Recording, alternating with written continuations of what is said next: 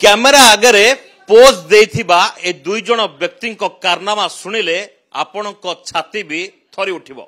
एमाने होउछंती पूजक बेसरे जानती किंतु मंदिर भितरु कला कना बुलेकी फेरार हो जाती। जो समय बालीपाटना पुलिस को गोटे बड़ सफलता मिली जो समय ए दुई अभियुक्तंकर कहानी सामना को आसी। राति समय जिते पेट्रोलिंग चली ए दुई अभियुक्त मंदिर किसी सामग्री को लेकिन चोरी करी फेरार हवा को बसते।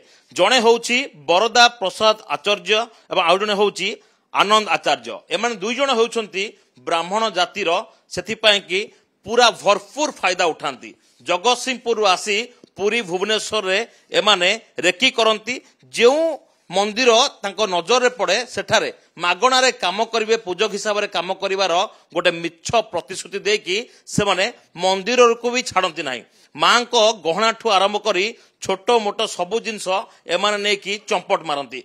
पाखापाखि 15 मंदिर एमाने चोरी करथिबा एबे खबर मिलुथिबा बेले जगतसिंहपुर रे केवल 7टी मंदिर एमाने कलाकना बुलेछंती। तेबे जो सबु जिनस एबे रिकवर करा जायछि पुलिस द्वारा ए सब गुडी को देखले लागुची ए समस्त जिनस गोटे गोटे आंटिक पीस। तेबे आंटिक रैकेट सहित एमानकर कोनोसी प्रकार लिंक रहिछि कि से दिगरु मध्य एबे खोलताड़ करा जाउछि। तेबे एमाने जेउ सबु सामग्री एबे लुट करछंती यांकर आउ जण अभियुक्त जाको कि जगतसिंहपुर पुलिस मध्य गिरफ करिछि। एमाने गोटे बहुत बड़ रैकेट बोली कहा जाउछि।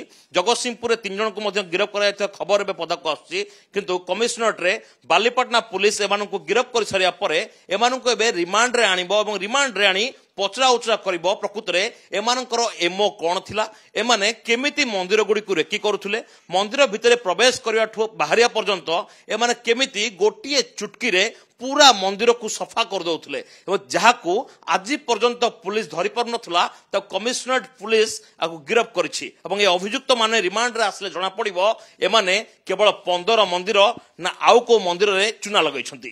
केवल सुरेश पटनायक सौभाग्य परिडा कनक न्यूज।